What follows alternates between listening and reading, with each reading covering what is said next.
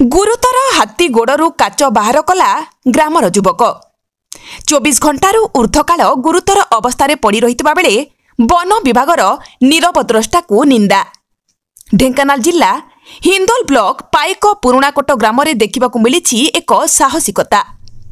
साहसिक युवक नाम टिल। जीवजंतु दुख देखिले तांको जीवन पानी छड़ाई ताहारी निकटरे पहुंची जाइथांती। कारण आज एहीपरि एक वीडियो भाइराल हेबारे लागिछि और शुभेच्छार स्व छुटिबारे लागिछि।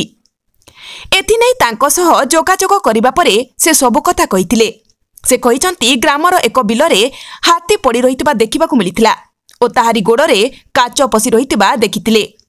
ग्रामवासी वन विभाग को जणाइथिले। तेबे घटनास्थल रे वन विभाग न पहुंचीबारु टिलो साहस जोटाई एक प्लास साहाय्य काच बाहर कर दैथिले, जाफल प्राय 1 घंटा पर हाथी उठी एबे निकटरे थिबा बंध गाधोइथिबा देखिबाकू मिलिछि।